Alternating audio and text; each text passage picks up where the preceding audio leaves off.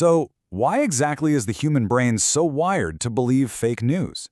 As a communication researcher, I absolutely love starting with this provocative question. Because, honestly, being fooled by a fabricated headline or a scam doesn't make you foolish. It actually makes you perfectly human. You see, the exact same mental shortcuts that kept our ancient ancestors alive are the very ones being hijacked by bad actors today. Welcome to this explainer. Today, we're going to completely unpack the psychological glitches that make us so vulnerable to modern deception. We're going to look at why our brains default to trusting people, why a confident tone can totally trick us into ignoring facts, and most importantly, how we can upgrade our daily habits to defend ourselves against this evolutionary bug. All right, let's quickly run through our roadmap for today.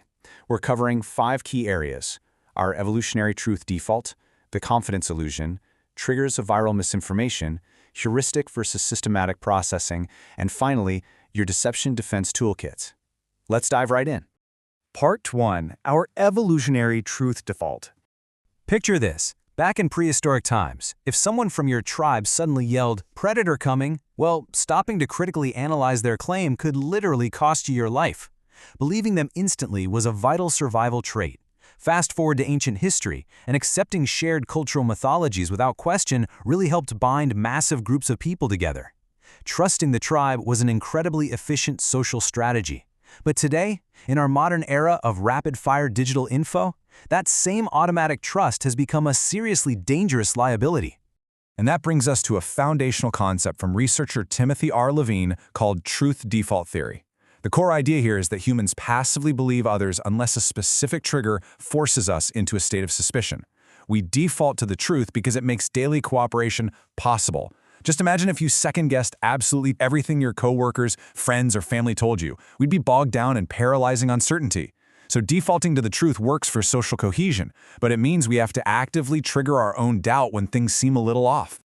Now check out the massive gap in this data. It's wild. It shows we can actually spot a fraudulent spam text, like a fake stimulus check offer, about 99% of the time. Why? Because we've been trained to view weird texts from unknown numbers with suspicion. Our trigger is active. But look what happens in laboratory identity deception experiments, where participants don't realize undercover researchers are lying to them.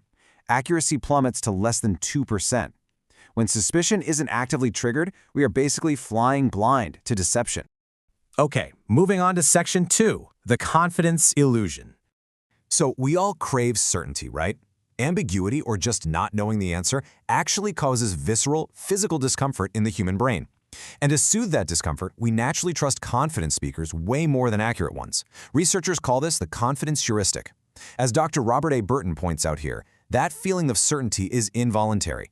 If someone speaks with absolute conviction, our brains just take a mental shortcut and assume, hey, they must have the expertise to back it up. There's this fascinating Japanese study that perfectly illustrates this. It shows how paralinguistic cues, like literally just the specific design of a font in a text chat, can artificially manufacture an impression of high confidence. The researchers found that readers were significantly more likely to accept written advice just because the font it was typed in gave off a confident vibe. The delivery style can totally overshadow the actual facts. And man, this gets really dangerous when you throw the Dunning-Kruger effect into the mix. This is a cognitive bias where people with very limited knowledge dramatically overestimate their own competence. Because they just don't know enough to realize what they're missing, they speak with this absolute, unwarranted conviction. When that unearned confidence meets an audience that's defaulting to the truth, it is the perfect recipe for completely implausible lies to take root. Which leads us to Section 3, triggers of viral misinformation. To build up our deception defense glossary, let's look at the first major moderator, confirmation bias. Driven by belief congruence, we readily swallow false information if it aligns with our pre-existing worldview. Why? Because it protects us from cognitive dissonance. If a fake news article validates what we already think is true, our brain just happily accepts it without a second thought. The next key term is social proof, which heavily drives social congruence. Think about it. If everyone in your community or your digital network is sharing a specific claim, you're highly likely to accept it too. It creates this really powerful us versus them mindset. In group dynamics, agreeing with your tribe almost always takes priority over objective facts. And here is where the trap fully snaps shut. When you combine your existing beliefs, intense social pressure from your peers, and relentless message repetition, which artificially makes us feel comfortable with false claims, people get duped, almost without fail.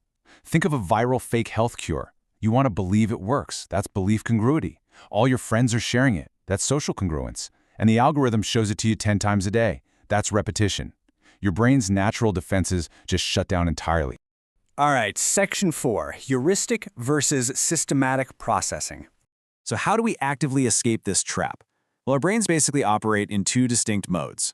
Heuristic processing is fast, low effort, and relies entirely on those mental shortcuts we've been talking about, effectively turning us into a cognitive miser to save energy. Systematic processing, on the other hand, is slow, deliberate, and analytic. It scrutinizes the actual content. To protect ourselves, especially during high-stakes events, we have to actively force our brains out of that lazy heuristic state and into that effortful systematic state. But doing that is incredibly hard, and Nobel laureate Daniel Kahneman explains exactly why right here. People need a story, and bad actors absolutely know this. They use highly emotional, simplified narratives to purposefully keep you in that fast, heuristic state. Simple, engaging stories just require way less cognitive effort to process than complex, nuanced data. Finally, section 5, the Deception Defense Toolkit. Let's build a manual override for your brain. Here is a simple 3-step daily routine you can use to systematically vet your newsfeed. Step 1. Slow down. Just hitting pause severely reduces the emotional grip of a viral headline. Step 2. Ask a counterfactual question. Literally say to yourself, what if the exact opposite of this headline were true? It instantly snaps your brain out of its default state. And step 3. Cross-reference the claim with diverse, credible perspectives totally outside your usual social bubble. Ideally, tech platforms would design interfaces with read-before-sharing friction props. But until they do, use this rapid reaction checklist. When you're scrolling, keep an eye out for these specific red flags. Is the post relying entirely on how many likes it has? Is the author speaking with unearned, absolute certainty? Does the post trigger sudden, extreme fear or outrage? These are the exact triggers bad actors use to hijack your truth default state. When you spot them, let it trigger your active disbelief instead. And here is a golden rule from behavioral decision science. Always separate the information from the person delivering it. Strip away the slick delivery, ignore the engaging font, forget the charismatic video presence, and force yourself to evaluate the raw data strictly on its own merit. We have covered a ton of ground today, from prehistoric survival traits all the way to modern cognitive overrides. Armed with this researcher's toolkit, the power to break the illusion of certainty is quite literally in your hands. So I'll leave you with this. The next time a perfectly simple, highly confident headline crosses your screen, what will you question next? Thanks so much for joining me for this explainer, and keep thinking critically out there.